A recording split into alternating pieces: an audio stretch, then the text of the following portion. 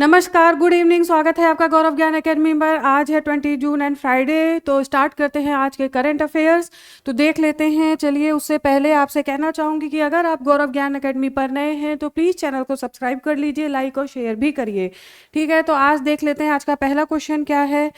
Google ने किस राज्य में पहला एशिया प्रशांत सुरक्षा इंजीनियरिंग केंद्र खोला है? तो ये राइट आंसर है तेलंगाना। तेलंगाना के हैदराबाद में एशिया प्रशांत क्षेत्र का सुरक्षा इंजीनियरिंग केंद्र खोला जा रहा है। और अगर ये विश्व स्तर पर बात करें तो ये चौथा होगा। ठीक है, ये चौथा होगा विश्व स्तर की अगर बात की जाए तो। नेक्स्ट क्वेश्चन देख लेते हैं। सार्वजनिक क्षेत्र के बैंक वर्ग में डिजिटल भुगतान पुरस्कार 2025 किसे प्राप्त हुआ है? तो ये प्राप्त हुआ है आपका पीएनबी को, पंजाब नेशनल बैंक को।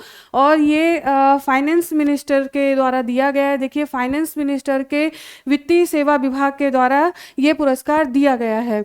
आ जाइए, नेक्स्ट क्वेश्चन देख लेते हैं।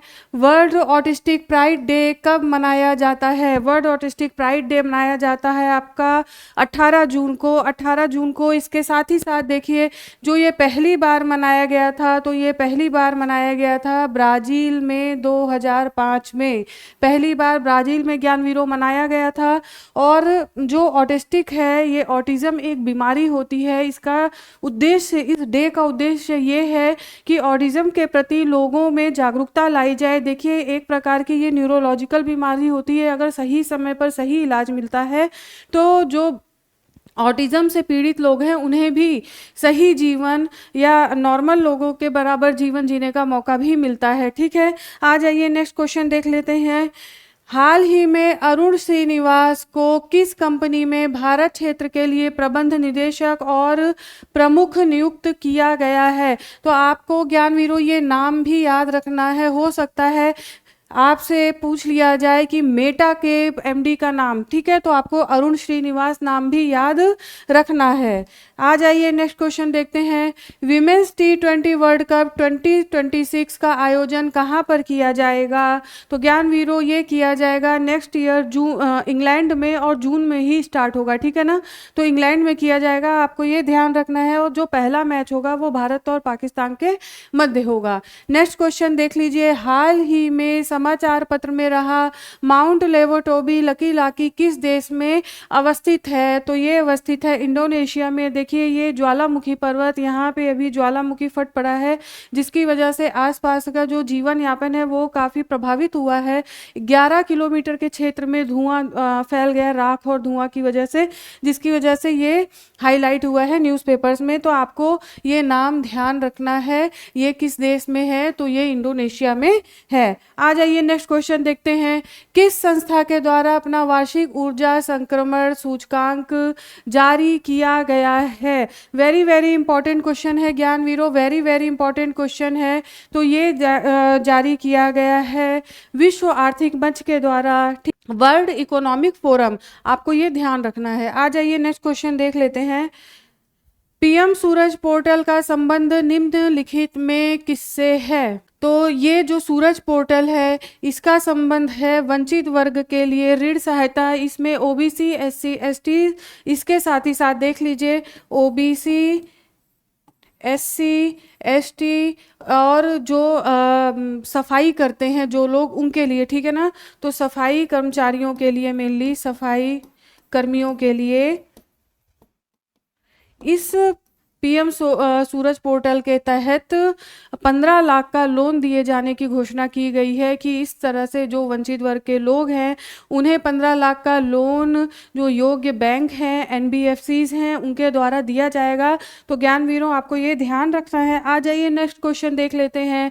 क्यूएस विश्व रैंकिंग 2026 में भारत के विश्वविद्यालय की संख्या कितनी है? ये इससे क्वेश्चन आता है ज्ञानवीरों, वेरी इंपॉर्टेंट क्वेश्चन है, ध्यान रखना है। तो टोटल विश्वविद्यालय जो इस बार आए हैं तो वो 54 हैं। इस बार काफ़ी सुधार देखने के लिए आया है। भारत के लिए एक अच्छा सुधार देखने को मिला है। जो लास्ट ईयर यानी कि जो 25 में ये रैंकिंग थी, उसके अकॉर्डिंग 46 विश्वविद्यालय थे। ठीक है, 46 विश्वविद्यालय थे, जिसमें अब देखिए इस बार टोटल 8 विश्वविद्यालय इंक्रीज हुए हैं। ठीक है, तो आपको ये ध्यान रखना है। आ जाइए नेक्स्ट क्वेश्चन देखते हैं। क्यूएस वर्ल्ड यूनिवर्सिटी रैंकिंग 2026 में सबसे अधिक विश्वविद्यालय किस देश के शामिल किए गए हैं? तो ऑब्वियस सी बात है, संयुक्त राज्य अमेरिका के।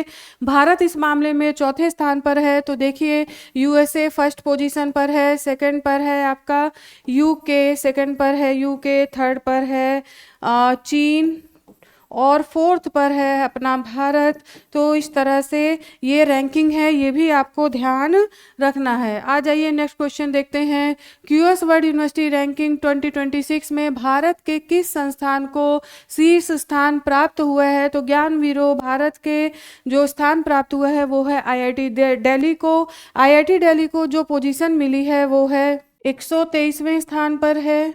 आईआईटी दिल्ली 123वें स्थान पर है। इसके बाद आता है आईआईटी बॉम्बे। ठीक है, इसके बाद आता है आईआईटी बॉम्बे। तो ये ध्यान रखना है। और देखिए, इसने जो 123वें स्थान यानी 150वें, लास्ट ईयर इसका जो स्थान था वो 150वां था। 2025 में ये पोजीशन 150वीं थी।